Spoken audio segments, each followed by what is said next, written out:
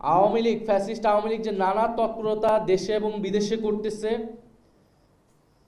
দেশকে অস্থিতিশীল করা, গণ অভ্যুত্থানের নেতৃবৃন্দ, শহীদ পরিবার এবং আহতদের লক্ষ্য করে তাদের আক্রমণ করা, সাইবার জগতে তাদের নিয়ে নানা নেতিবাচক এবং প্রোপাগান্ডা ছড়ানো, এই সকল কিছু যে চলমান রয়েছে তারই ধারাবাহিকতা হিসেবে গতকালকের ঘটনাকে দেখতে হবে।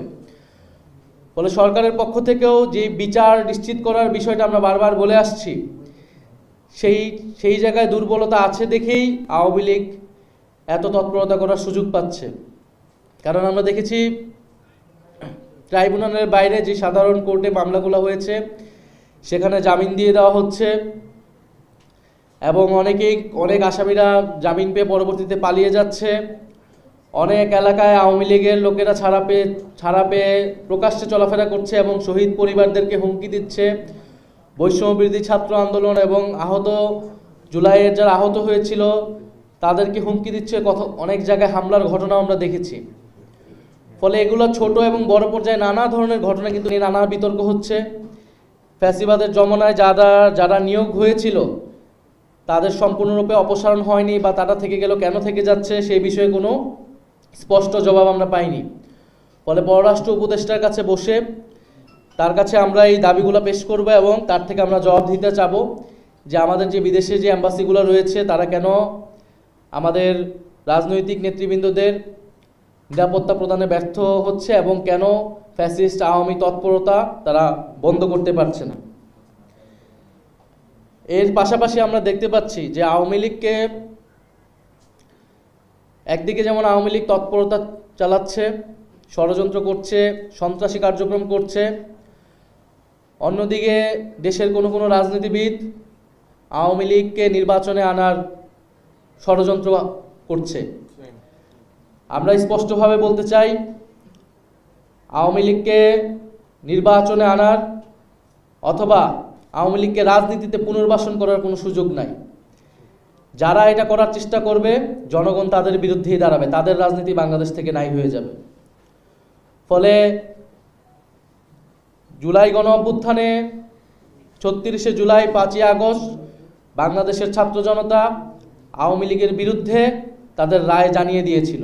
সেই রায়টি ছিল বাংলাদেশে আওয়ামী লীগ এবং মুজিববাদীদের কোনো রাজনীতি থাকবে না।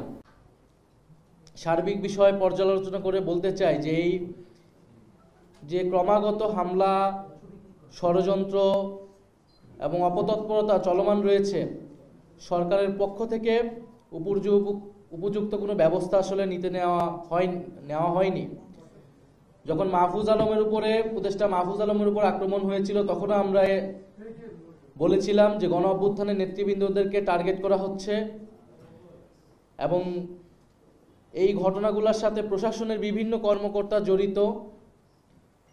ভিতর থেকে এই ইনফরমেশনগুলো লিক করা হয় এবং সরকার এবং পররাষ্ট্র মন্ত্রণালয় থেকে নিরাপত্তা প্রদানের যেই ধরনের ব্যবস্থা নেওয়া হয়েছিল সেই ব্যবস্থাগুলো যথাযথ ছিল না বলেই গতকালের ঘটনা ঘটতে পেরেছিল।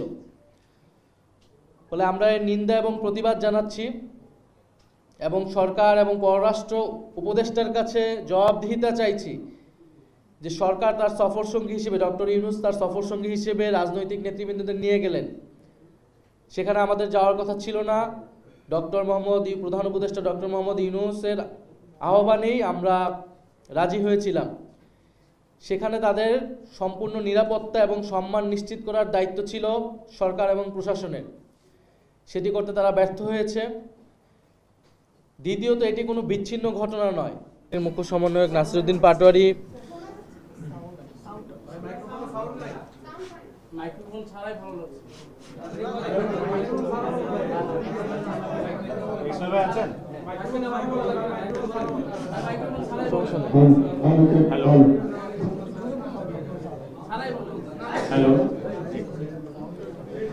যে আমাদের জাতীয় নাগরিক পার্টির মুখ্য সমন্বয়ক নাসিরউদ্দিন পাটোয়ারী কিন্তু সেদিন নির্বাচন কমিশনে গিয়ে বলেছেন যে শাপলা প্রতীক না দেবার কোনো আইনগত যুক্তি তারা নির্বাচন কমিশন আমাদেরকে দেখাতে পারেনি।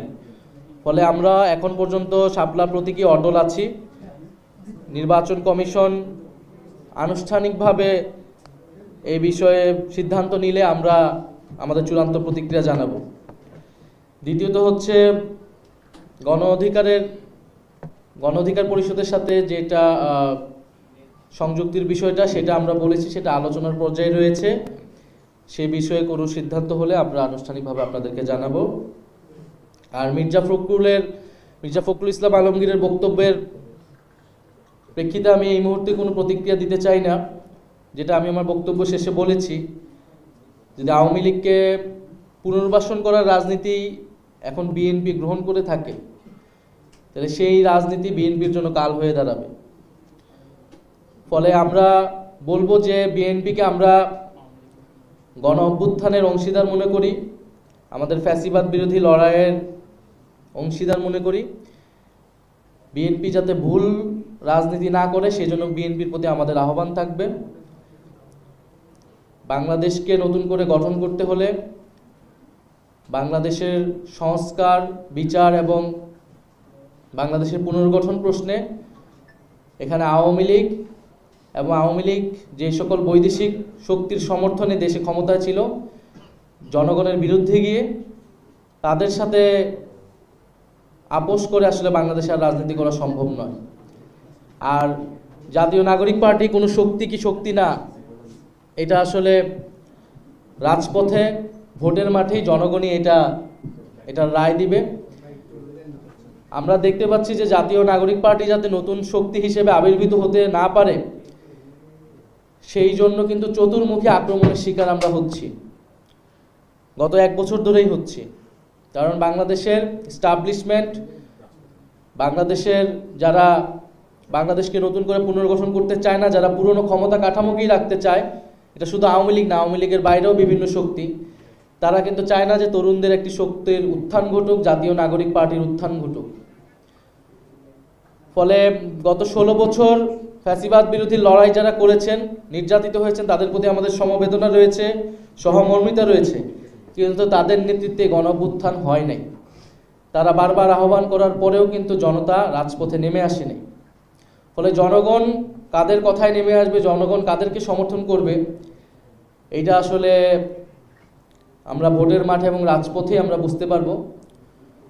ফলে বিএনপির প্রতি আমাদের আহ্বান থাকবে আওয়ামী পুনর্বাসনের রাজনীতি থেকে সরে এসে বাংলাদেশ পুনর্গঠনের রাজনীতিতে শরিক হতে। তরুণদের সমর্থন তাহলে তারা পাবে। আজকে অত্যন্ত দুঃখ এবং ক্ষোভের সহিত আপনাদের সামনে উপস্থিত হয়ে বলতে হচ্ছে যে আমরা দেখতে পাচ্ছি জুলাই গণ অভ্যুত্থানের নেতৃবৃন্দকে লক্ষ্য করে সন্ত্রাসী ফ্যাসিস্ট আওয়ামী লীগ তার নানা তৎপরতা চালাচ্ছে।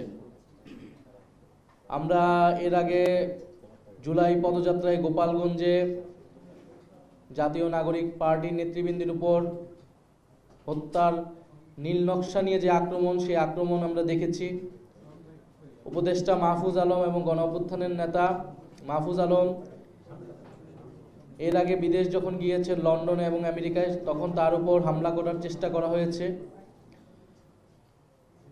এবং তারই ধারাবাহিকতায় গতকাল আমরা দেখেছি জাতিসংঘের সাধারণ অধিবেশনে ডক্টর মোহাম্মদ ইউনূস ওনার সফর সঙ্গী হিসেবে 3টি রাজনৈতিক দলের নেতৃবৃন্দদের নিয়ে যাওয়া হয়েছিল এবং এয়ারপোর্ট থেকে বের হওয়ার সময় জাতীয় নাগরিক পার্টির সংগ্রামী সদস্য সচিব আক্তার হোসেন এবং সিনিয়র যুগ্ম সদস্য সচিব ডক্টর তাসনিম জারাকে লক্ষ্য করে ফ্যাসিস্ট আওয়ামীরা হামলা করে এবং ভর্ৎসনা করে।